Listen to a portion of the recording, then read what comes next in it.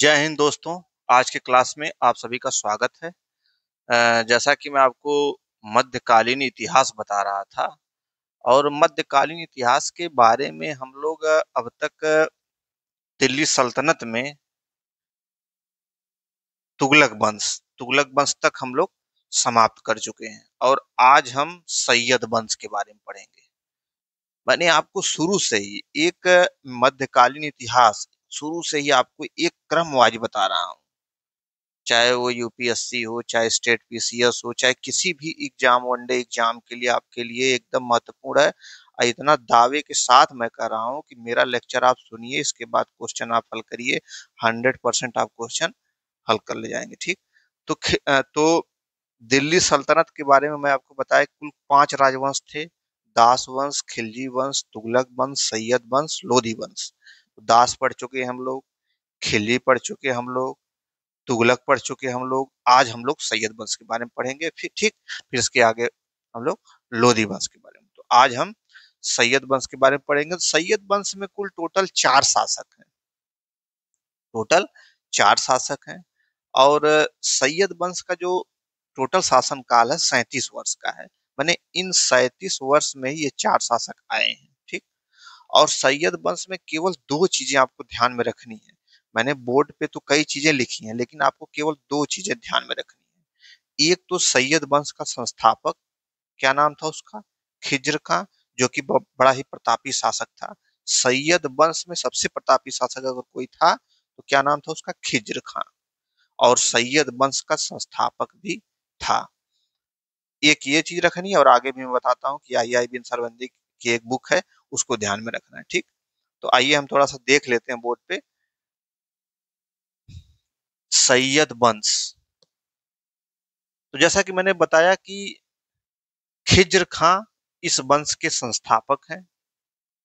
सैयद वंश का संस्थापक खिज्र खां, और इन्हीं को सैयद वंश का सबसे प्रतापी शासक कहा जाता है, खिज्र खां को। 1414 से 1421। अच्छा, इन शासकों को, केवल खिज्र खां को दिमाग में रखिए, मुबारक शाह को थोड़ा बहुत रख लीजिएगा, बाकी इनको ध्यान में नहीं रखना। मैं अभी आपको बताता हूँ क्या क्या आपको ध्यान में रखना है, बाकी आप नोट कर लीजिएगा। जैसे और स्टूडेंट नहीं कहते हैं कि तुमको ये याद है, तुमको ये याद है, तो मैं सारी चीजें आपको बता रहा हूँ, लेकिन आप केवल ध्यान में उन्हीं चीजों को रखेंगे जो एग्जाम की दृष्टि से रेलिवेंट होगा। इतिहास पढ़ने की कोई लिमिट नहीं है, कोई लिमिट नहीं है।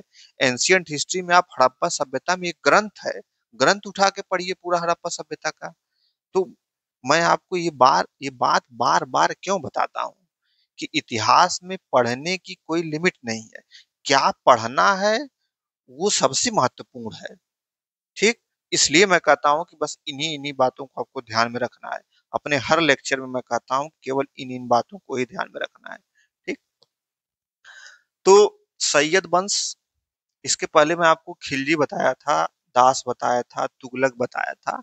तो सैयद वंश में खिलजियों की तरह, जैसे खिलजी वंश के, खिलजियों का जो है साम्राज्य विस्तार की नीति थी खिलजियों की।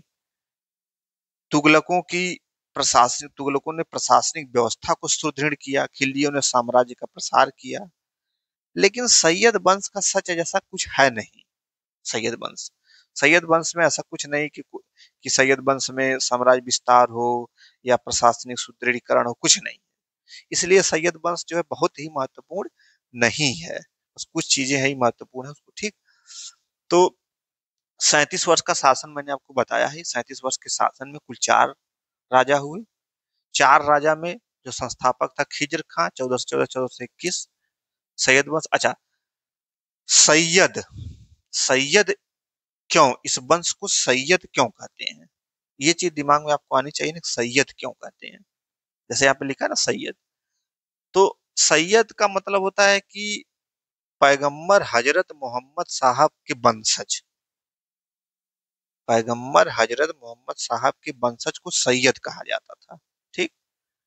तो खिज्र खां जो था वो अपने आप को पैगंबर हजरत मोहम्मद का वंशज कहता था, इसलिए इस वंश को ही सैयद वंश इसीलिए कहा जाता है। ठीक। ये बात दिमाग में आप रखेंगे। तो सैयद वंश का संस्थापक, अच्छा, मुल्तान के गवर्नर मलिक सुलेमान का पुत्र।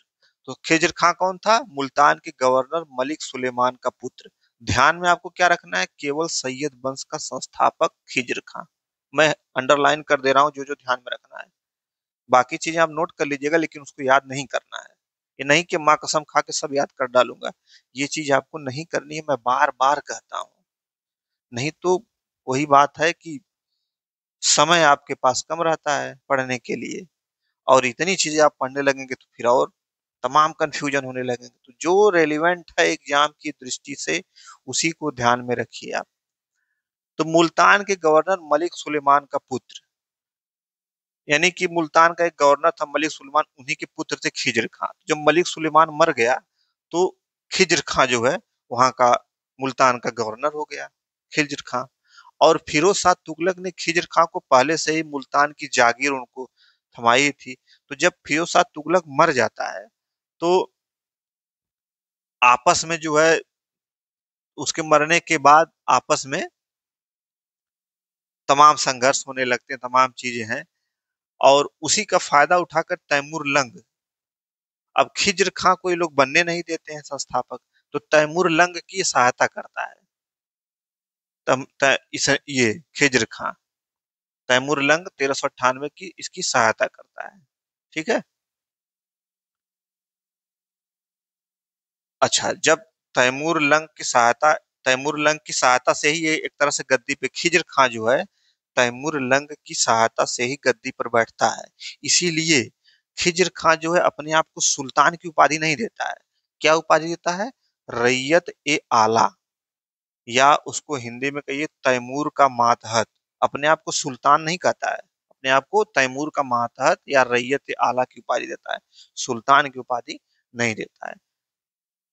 अच्छा, इसके आगे इसमें आपको याद क्या करना है, खिज्र खां सैयद बंद का संस्थापक, बस।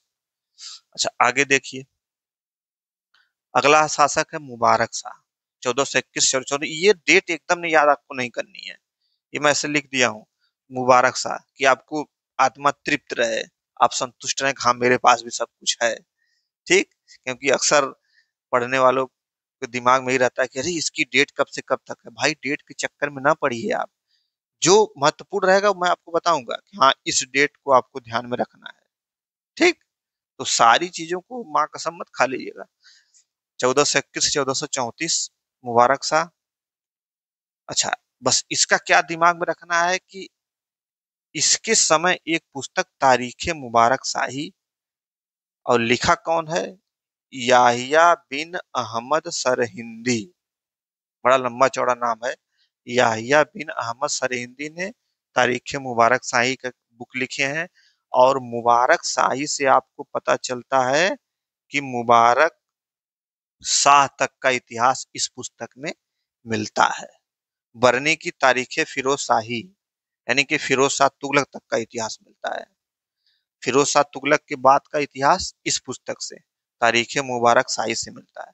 अब यूपीएससी आपसे ये भी क्वेश्चन पूछ सकती है कि बताइए भाई कि सैयद वंश का जो इतिहास है वो किस पुस्तक से हमें मिलता है, जानकारी मिलती है। तो कौन सी पुस्तक है वो, तारीख मुबारक शाही, याहिया बिन अहमद सरहिंदी ने लिखा है।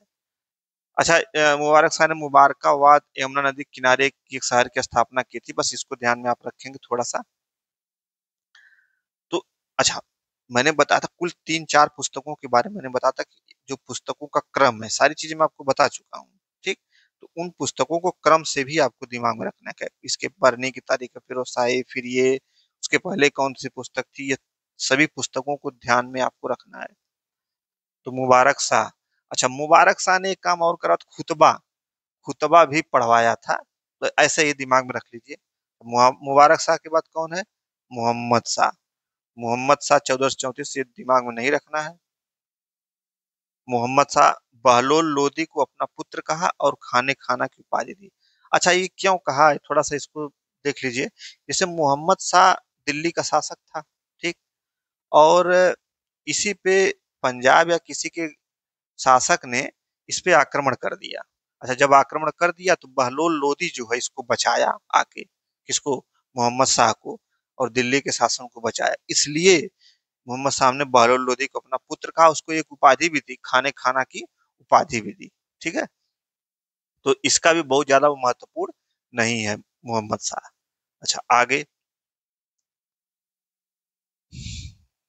अच्छा, एक चीज यहाँ पे सैयद, सैयद वंश, मतलब मैंने बताया कि सैयद का मतलब पैगंबर मोहम्मद के वंशज, या उसको सल्लाहु अलैहि वसल्लम भी कहते हैं, सल्लाहु अलैहि वसल्लम भी कहते हैं। ठीक। तो मोहम्मद शाह बहलोल लोदी को अपना पुत्र कहा, और खाने खाना समझ में आ गया होगा आपको। अलाउद्दीन आलम शाह 1445 से 51 तक, ये भी दिमाग में नहीं रखना, ये अंतिम शासक है, और ये एक अयोग्य शासक है। अयोग्य शासक है मतलब बेकार है ये अलाउद्दीन आलम शाह। क्या हुआ कि ये अयोग्य शासक था, तो 1447 या 48 के आसपास ये बदायूं में, दिल्ली से बदायूं चला गया। ठीक। अब बदायूं जब चला गया तो बदायूं इसको पसंद आ गया, तो इसने क्या किया कि दिल्ली छोड़ के बदायूं में ही परमानेंट रहने लगा, बदायूं में ही। ठीक। जब परमानेंट बदायूं में रहने लगा, तो जब ये बदायूं रहने लगा, तो दिल्ली में जो लोग शासन चला रहे थे उनको कौन शासन चलाएगा, इसको लेकर आपस में संघर्ष करने लगे लोग। इसी बीच में जब आपस में ये लोग संघर्ष करने लगे और इन लोगों को समझ में नहीं आ रहा कौन बैठेगा, तो बहलोल लोदी को बुलाया गया। तो जब बहलोल लोदी को बुलाया गया, तो फिर बहलोल लोदी को सत्ता पे बैठा दिया गया। और जब सत्ता पे बैठा देगा, तो इतिहासकार कहते हैं कि इन भाई साहब को बहलोल लोदी सत्ता पे बैठ गए, तो इन भाई साहब को कोई विशेष आपत्ति नहीं थी, कोई आपत्ति इनको नहीं थी। ठीक है, अलाउद्दीन आलम साहब को। ठीक, यानी कि बहुत ही घटिया और अयोग्य शासक थे। इसी कारण जो है सैयद वंश का पतन भी हो जाता है। ठीक है, तो यही बस इतना ही है सैयद वंश, बहुत ज्यादा नहीं है। कौन सी बातें ध्यान में रखनी है उसको नोट कर लीजिए। एक तो खिज्र खां को कि सैयद वंश का संस्थापक है, बस एक ये। दूसरा, मुबारक शाह के समय तारीख मुबारक शाही एक पुस्तक है, याहिया बिन अहमद सरेंदी ने लिखा है, और इस पुस्तक से मुबारक शाह के इतिहास के बारे में जानकारी मिलती है, और पूरे सैयद वंश के बारे में इतिहास की जानकारी मिलती है। ठीक। बस दो चीजें दिमाग में रखना है, बाकी चीजें आप नोट कर लीजिएगा, एक आत्मा की तृप्ति के लिए। ठीक है, तो बस सैयद वंश इतना ही है, इससे ज्यादा आपको पढ़ना नहीं है, क्योंकि सैयद वंश खिलजियों की तरह कोई साम्राज्य विस्तार थोड़ी किए, तुगलकों की तरह कोई प्रशासनिक सुदृढ़ीकरण थोड़ी किया, कुछ नहीं किया, कंसोलिडेट कुछ नहीं, बस ये लोग आए, अपना थोड़ा बहुत इधर उधर किए, बहुत ज्यादा इन्होंने नहीं किया। ठीक है, तो ये हो गया आपका सैयद वंश। अब हम इसके आगे कौन सा वंश पढ़ेंगे, बताइए कौन सा वंश? लोधी वंश। तो लोधी वंश में कौन कौन शासक है, मैं आपको शुरू से में ही बता चुका था। तो लोधी वंश को कैसे याद करना है? एसबीआई है कि बीएसआई है? बीएसआई है। बहलोल लोधी, सिकंदर लोधी और इब्राहिम लोधी, तीन शासक को पढ़ना है लोधी वंश में। ठीक है, तो लोधी वंश हम अगले क्लास में पढ़ेंगे। मिलते हैं अगले लेक्चर में। Thank you.